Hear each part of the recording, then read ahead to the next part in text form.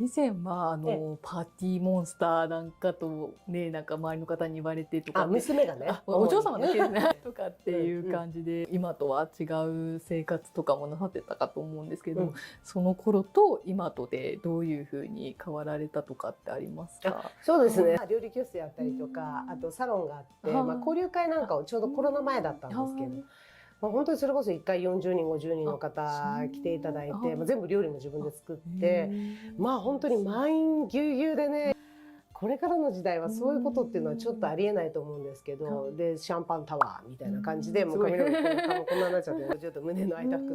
ボディコンの服を第2バブル期素晴らしい第2バブル期状態でしたけど、それも大体シャンパンこうやって持ってるような写真をでフェイスブックなんかも出てたので、今相当削除しましたけど、で娘からもうこれはパーティーピープルを超えたパーティーモンスターだって言ってパーモンと可愛いですね。今ファンキー坊主とか言ってますけど、でもね、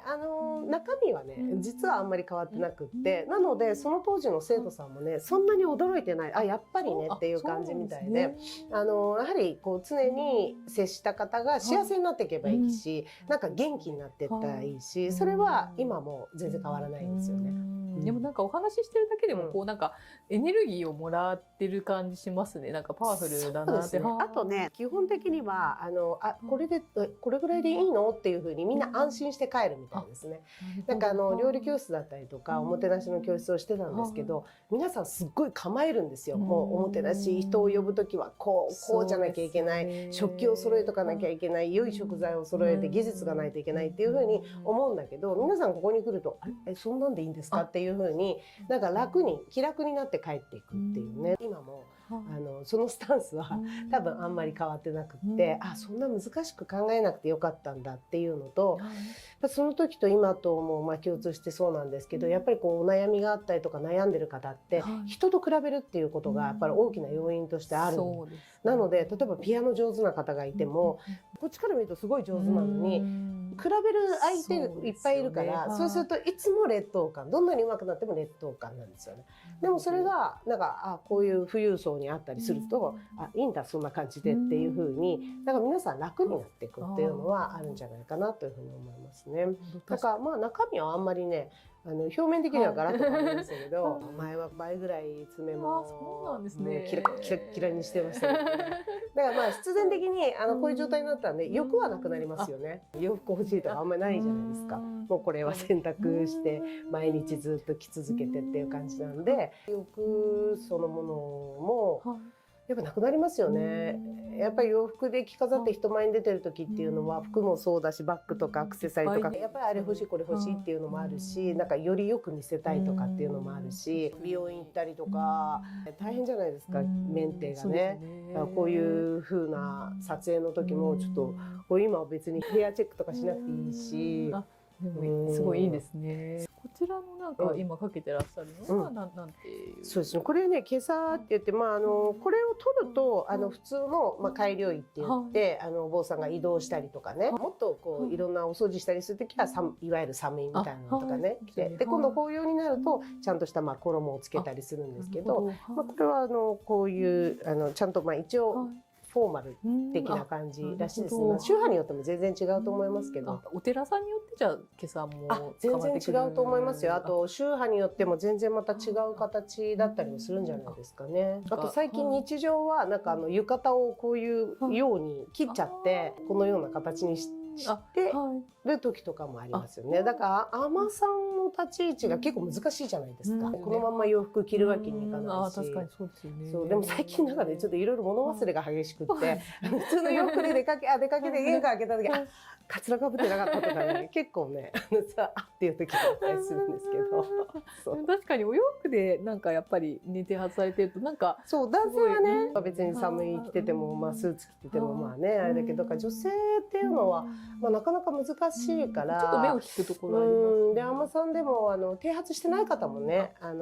いらっしゃるから、どの時代もそのもともとの本来はっていうのはあるかもしれないけど、どの時代が本来かは分かんないじゃないですか。ですか。そうですよね、変わっておますもんね。釈迦様の時代まで行くのか、はい空海様の時代まで行くのか、そのお釈迦様の時代と空海様の時代も全然違うし、空海様の頃と今も全然ね、1250年前だと全て違うわけじゃない。その修行って言ったってね、山に登りますって言っても、昔は全て徒歩だったのが、まあ今どんな修行する方でもそこの場所までは新幹線使ったりするわけだから、どこの本来まで戻るのかっていうことと、やっぱり時代がこれだけ変わってるので、まあこうしたことも含めて、じゃあどんなことやってるのって思われることもね、あるかもしれないけれども、それは時代に合ったものっていうのもある程度必要なのかなっていうふうには思いますね。ただやっぱりこういつの時代も変わらないのは、やっぱなんかこう例えばお坊さんだっていうのに目つきが悪いとか、態度が悪いとか、姿勢が悪いとか、それはどの時代も変わらないものじゃないですか。なんかこうって怖い顔してるのか、まあ笑顔でいるのかっていう、その基本はきちっとしていきたいなっていうふうにはもう日々思いますね。生活態度はね良くなりますよ。あ、そうなんですね。信号とか変わり目に小走りとかないし。なっちゃいますよね。なんかそういう悪いことすると。電車に乗った瞬間に席こうやって探すとかいうことももうシャキッとしてますし。でもやっぱりありますよね。そこの時はちょっとやっぱりそういうの気をつけるようにします。タクシー乗ってもね、言われる前にちゃんとシートベルトとかつけますよ。だけどそういう日々の積み重ねって意外とやっぱり大事かなっていうふうに思うんですよね。それがその人の人生を作っていくと思うのでね。だからある意味こういう姿になる時間があるっていうのって女性としてはすごく大事かもしれない。女性と言えるかどうか微妙なところではありますけど、剃髪した次の朝になんでこんな剃っちゃってんだろうと思ったり、そうなんですか。何やっちゃってんだろうってふっとね、最初の頃戸惑うんですよね。そうなんですね。普段と見慣れない姿で、なんか女性であることをこう捨てちゃったみたいなね。だけどその時に思ったのは、これは男性だからとか女性だからっていうことではなくって、人としての美しさみたいなものをこれから先は追求していきたいなっていうふうに思うし、まあこれは多分今の時代のそのジェンダーね、なんかいろんなこととかいろいろあると思うんで、そうありたいなというふうに思いますね。大事なことですね。わかりました。ありがとうございます。ありがとうございます。はい、こちら癒されて整う空海様の教え、はい、こちらの本ご出筆されたかと思うんですけれども、どういった内容の本かっていうのを少し教えていただけますか。ちょうどね、得度しました時、その社長さんもすごくてね、80歳で出版社を立ち上げて、現役今92歳で社長さんで、もう一人女性とダブル社長さんで、その女性の方も大変有名な本とかをたくさん手掛けてらっしゃる。で男性の方も、まあ、それこそ三島由紀夫さんとか遠藤周作さんとかを育てたような編集者の方で、本当にこの近くに住んでらしてもともとご縁があってね、で、まあ、こうしたお坊さんになった時に自分の人生を終わらせてしまう人とか悩んで苦しんで、でそういう方のために例えばこういう海女さんの道っていうのもあるよって、その命を落としてしまう前に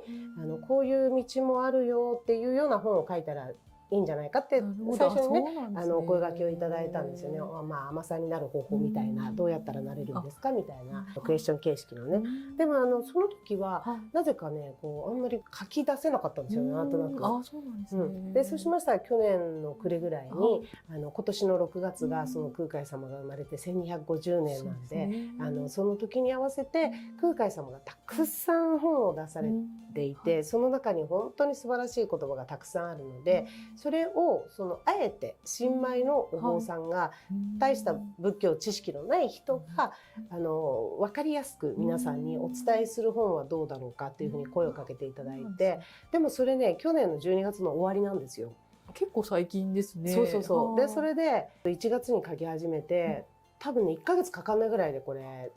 なんか一気にね、でもそれは本当にありがたくって、これは空海様の意思があるとしたら多分この編集者のお二人にね、社長さんたちに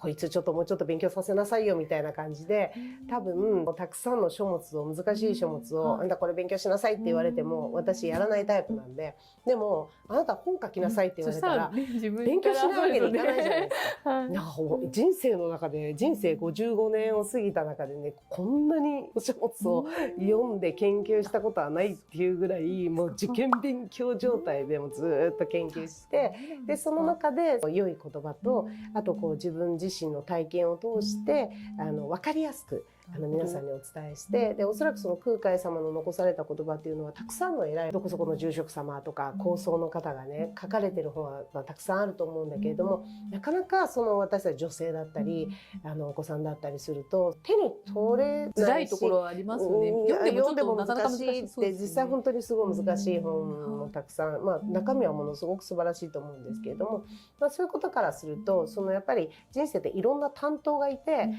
そういう難しい本を書く担当の方もいれば、まあ、こうした柔らかく優しい言葉で分かりやすくお伝えする、まあ、そういう一つのお役目をいただいたんだなっていうふうに思って。で実はこれスマホで書いたんですよね。あ、そうなんですか。私すごいアナログ人間なんでパソコンできないので、だけどその皆さんからずっと女性の勉強会やってる時にいろんなご質問が来ると全部携帯で返していたので、携帯の返信とかすごく早いし、なぜか携帯で書いてるとあれいいこと言ってるなみたいなね。でそういうので文字を携帯で打った方がいろんなものが降りてくるっていうのも変ですけど、まあそういうような早いんですよね。でそれと同時に自分自身もその空海様の言葉を読みながら励まされて、で例えばその言葉の中にね、その情に乗らなければ休みなさいっていうようなね、例えばこう書いてる時にって行き詰まるじゃないですか。でそうした時は寝ちゃいなさいとみたいなね言葉があるんですよね。であそうかそうかと思って、まあ、寝ちゃうじゃないですか、その言われた通り。でそうすると意外と夢の中でいい言葉が出てきたりとかね、だからそういうふうにね導かれるように、例えば一つの文章があってこれについてどういうの考えたらいいんだろうなって思うと、そのような出来事が目の前で起こったりして、あこれはこういうふうに理解すればいいんだなとか、なんかその本を書きながら導かれていたような、なんかそんなような感じだったんで、途中からはすごい安心しても委ねるっていうふうになるほど切り替えました。じゃあもう思うがままにというか降りてきてそれをこう書いてっていうような。なのでね、自分でも時々行き詰まった時に自分の本読んで、そうと思って教えをそうだからこれはなんかね不思議なもので、だから私の本でありながら私の本じゃないんですよね。空海様の言葉ありきの本なので、本当になんかねすごい助けられて。私もこちらの空海様の教え何度も拝読させていただいているんですけど、本当にありがたいことにね、偶然読んでくださった方がお寺に来てくれたりとかね。そうあとこの前道で急に話しかけられこのお寺のお坊さんですかって言ってね話しかけられたんですよ。でそれはその前に出た YouTube でたまたまその本の紹介をしてくれて、それを見た方が本を買って読んでくださって、でこのお坊さんに会ってみたいなと思った瞬間に私がいたらしくって、しかもすぐだったのね。なのでなんか今日ももしやこれを聞いていただいた方ができれば本を買っていただいてお読みいただいて、ただまあ富裕層なんで漂ってるから毎日必ずいるわけではないので、もしいらっしゃる時はちょっとね一声お声かけていただくとお待ちして一緒にお茶でもね飲ませていただければと思うんで、なんかこの本からいろんな出会いがねつながってったりということがあるんですよね。そうですよね。ちょっとミニ法話じゃないですけど私の方でちょっと気になった空海さんの言葉の方を一つ選ばせていただきますので、ちょっとそれについてミニ法話の方お願いします。あなたはあなたらしくというようなことで、時報を知らず共鳴を書くと思えり、苦にあらずしてなんぞという。そうそう。空海様って多分ものすごく一人一人を見てた方だと思うんですよね。だから高野山を開かれたこともそうだし、いろんなところに各地にいろんなものを作られたりとかたくさんのことをなされてるんだけど、それって多分一人一人に向き合っていたからだっていうふうに思うんですけれども、その空海様が一番多分皆さんに伝えたいのは、あんたの中にもうすでに宝物があるんですよっていう、それをみんな知らないであの人がいいなとかこの人がいいなってやっぱり人と比べたりとか人と比べて自分が劣ってるとかっていうのはとてももったいないことですよっていうことを多分空海さんはね伝えたかったと思うので、私はね学生の時というか学生っていうか小さい時から親にねあんまり人と比べられたことがないんですよ。っていうのが逆に何にもできない子だったのね。3歳ぐらいまでもう喋れないし、もう歩けば転んじゃうし、もう鼻垂らしてもなんかもう洋服着てきなさいとか言われてもなんかへんてこりんなセンスの悪い服を着てきてたりとか、もう走ればなんかスローモーションなのって言われるぐらいこんな感じだったりとか。全然想像つかないですね。でもうとにかく喋れなかったのに今こうやってベラベラ喋ってますけど。で3歳でやっと喋り始めても、さしすせそがチャチチュチュチュとかになっちゃうから、だからね、親がもうこの子はしょうがないなっていうので、逆に励まして育ててくれたんですよ。だから私が何かできると、あ、すごいね、エリはっていう風にね、励まして育てられたんで、多分ね、優秀であれば優秀であるほど、あなたなんでこんなこともできないのって言われて育てられちゃった場合と、だから私はなんかできなくてよかったなっていうふうに思っているので、私自身は人と自分を比べるっていうことをないまま、この年までずっと来て、それでなんかいつも変わってるね、あんた変わってるねって言われたんで、はい、変わってますっていう風に変わってることが自然だったんですよね。なので多分自分らしく生きてこれたっていうのがすごくあるんだけれども、やっぱり長く生きてると人と比べてとか、こうあるべきとか、周りからの親から見た時にこうあるべきとか、人から見られた私ってこうじゃなきゃいけないとかっていうなんか妄想に走りすぎて、本来あなたが持ってる素晴らしさっていうのを気がつかない人がすごく多かったりするので、やっぱりそれは自分自身で私って意外と自分が当たり前だと思ってることが実は人から見た時にすごいことだったりすることもあるんですよ。だから意外と自分が当たり前のようにやってることって実は優れていることなんだっていうことを今一度自分で気づいたらいいよって。で今度自分の良さが見つかると人の良さも見つけられるようになるんじゃないかなっていうふうに思うんですよね。そうですよね。地方っていうのは自分の宝っていう宝をね。そうですね。たくさんね、自分でほら自分の宝物を分かってる人はいいと思うんだけど、なかなか世の中の人ってね、自分の良さってでもやっぱり人に言ってもらうと、それが自分の良さなんだなって気づけますよね。それがね、空海さんはいろんな方に対してっていうことですよね。自分の良さって例えば3つ挙げるとすると、なかなか難しいですよね。なんか自分の良さってなんだろうってね、なかなか難しいですよね。自分で思うってなかなか自分のならではみたいな。ならではなんですかね。でも私もなんか結構人と比べないので、割と我が道を行くというか、好き勝手やってしまってる方ですね。そうだから時々そういうふうに自分と向き合う時間っていうのも必要かなっていうふうにも思ったりしますね。でも日本社会に生きていると結構そういう合わせないとっていうのがすごく多い。でもやっぱりほら直感とか感性とかそうしたものとかが多分普通の方よりも優れてるから、お花にしてもお茶にしてもお着物にしてもしつらいにしても、それはやっぱり強みですよね。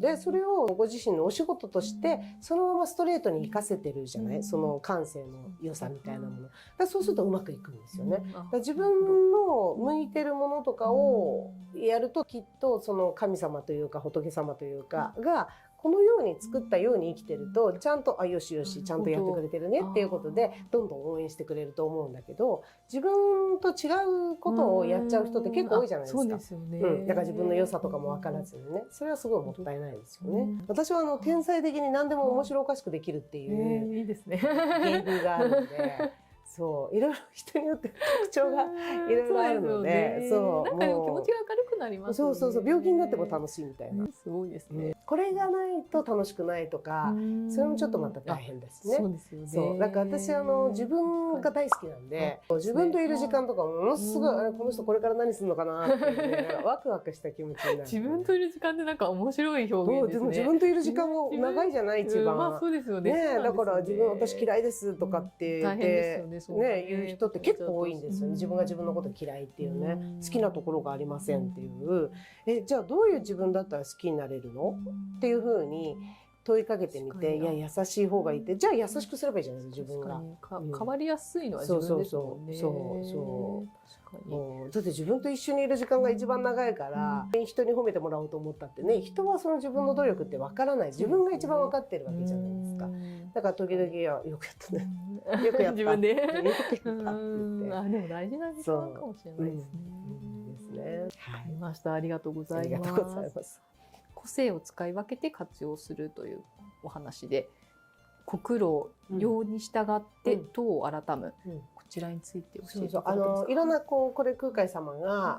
一つの例えば仏像とかを彫ったりするときに、この顔の部分なのか、ここの部分なのか、指の部分の細かい部分によって、その彫刻刀を使い分けるように、その人もそれぞれの役割があるし、特技と不得意とかいろいろあるじゃないですか。で、特に例えばチームで何かをやっていこうっていう時って、すごい営業に長けてる人が事務作業とかだったらちょっと辛いですよね。で、私なんかはもうとにかくもう事務作業とかがもう大嫌いなんですよ。手続きとか大変ですよね。大嫌いなので、機械も嫌だし、でも人と話したりとか、人のお悩みを聞いたりとかっていうのは OK なわけですよ。で、例えば料理作ったりできますよとか。でもその人間が私にずっと領収書とか請求書書きなさいって言われると、もう1時間で1枚書くのももう本当に苦痛でしょうがないよね。だけどじゃあ料理で前にあったんだけど、130人分ぐらいの豚汁を作るとかいうね。でずっと黙々と材料切ってたりするの楽しいんですよ。苦じゃないのね。なのでやっぱりそれぞれ自分の特技とかっていうものを、例えば同じチームの中とかでちゃんと役割分担ができていくとうまくいくじゃない。でそれにはその自分の良さも、日本人で謙虚だから、私これできますとか言わないじゃない。できてもいやいやいやいやいやいやって言っちゃうんで、そうじゃなくて、私はこれはできますよ、これは苦手です、これは嫌いですっていうことをはっきりさせとくと、すごくいろんな人間関係がうまく進む。得意なことを得意な人がやっていけばいいしっていうふうに思うんですよ。努力することはね、当然大事だとは思いますけれども、であと友達とか人間関係でも、私はこれは得意なんでこれちょっと苦手だからちょっとお願い手伝ってっていうと、その得意じゃない人に頼むわけじゃないじゃない。そうですよね、得意な方にね、得意な人にお願いするわけだから、じゃあお茶立てて今度お花飾ってくれないって言うと、才能のない人にお花飾ってくれないで、いやそれ違いますとかじゃなくってちゃんとやってくれる人と思うから頼むわけじゃないですか。そうするとお互いにとってこちらの才能も生かされるし、こちらも感性の良い人にそういうのをやっていただいた方が当然うまくいくっていう。だけどそれにはその自分の持ち味がないとダメじゃん。でも人間で必ず何かしらできる。しかも自分が苦手と思ってることの中、苦手とか自分があんまりそうでもないと思ってても、実はそれが相手にとってはいいっていう場合もあるんだよね。なるほど。前みんなで女性と話してた時に、自分の短所はって言ったら、いや私人前で発言ができなくて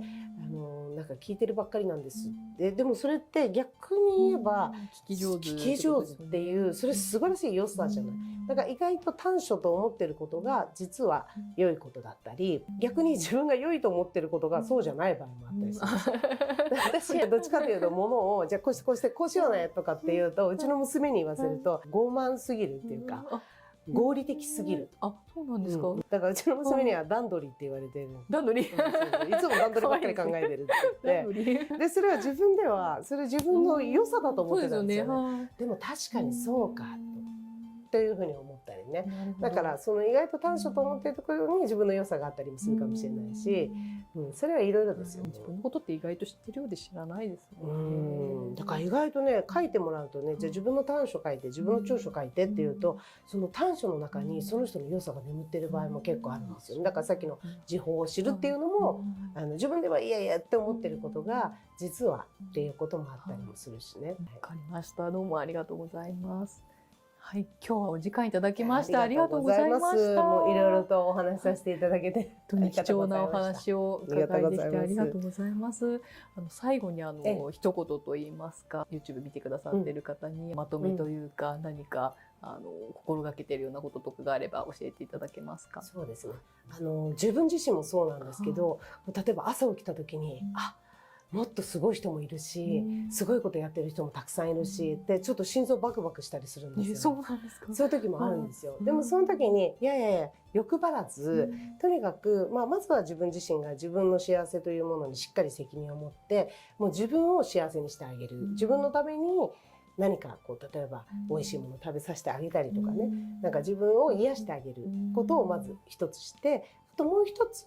どなたか一人でも幸せにすることができたら、それがなんか結局究極の世界平和につながると思うんですよね。だからよく私はそれを一日いいこと一回しよう一日一善みたいに思ってるので、そうすると例えば今日とかでもお時間いただいてありがとうございます、お忙しいのにって言ってくださるじゃない。だけど私からすればいやお話聞いてくれてなんか今日おかげさまでいいことできてありがとうございますっていうようななんかそういうような感覚なので、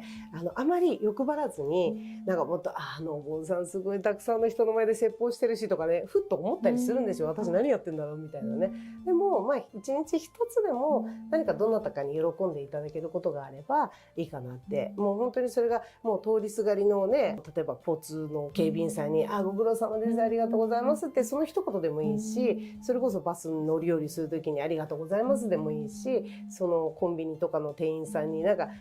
相手から見た時に今日一番の人、例えばタクシーの運転手さんからしたら今日乗ったお客さんの中で一番なんかこの人気持ちいいなとか、なんかそういうようなことを心がけてたらそういうちっちゃいことの積み重ねがいいんじゃないかなっていうふうに思うんですよね。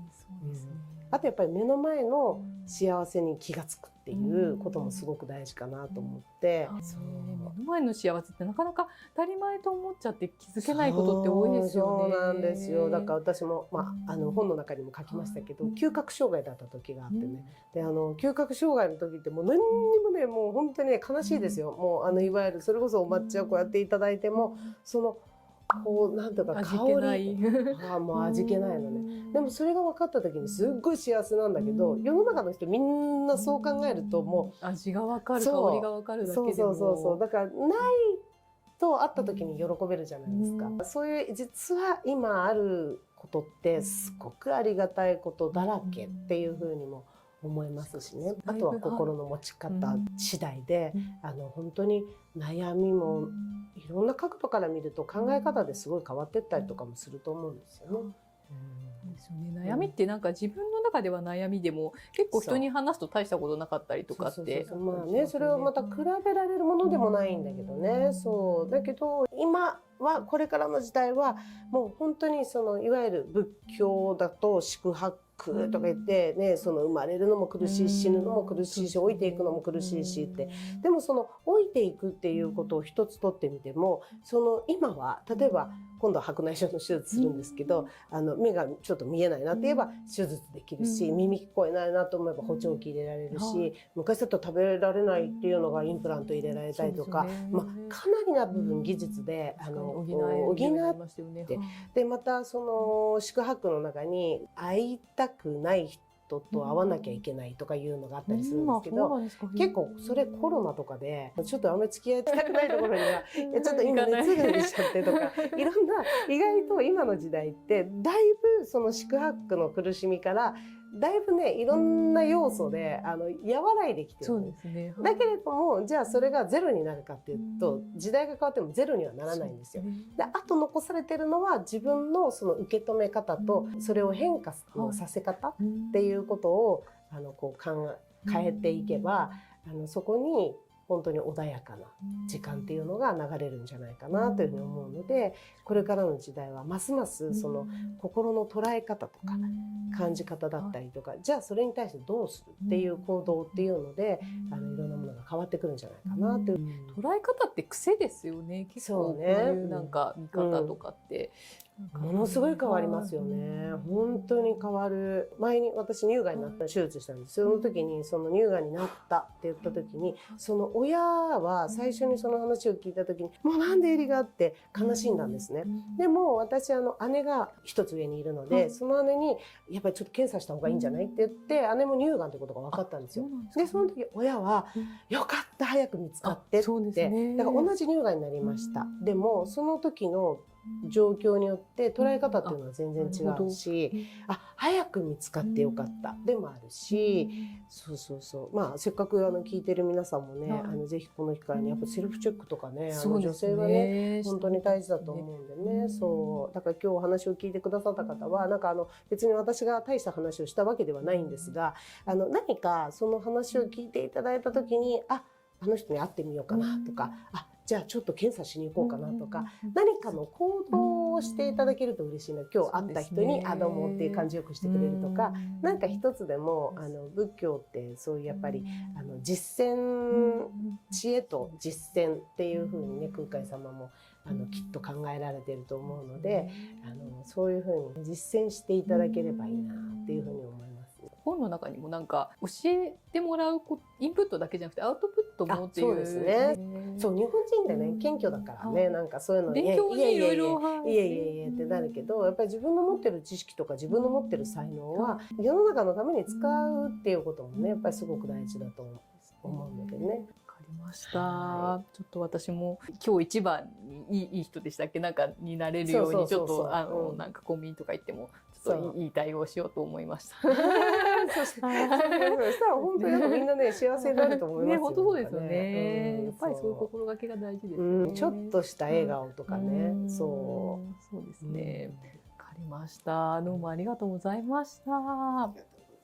ありがとうございます。今日の動画はいかがでしたでしょうか。ぜひこちらの動画が気に入っていただけましたら、いいねとチャンネル登録を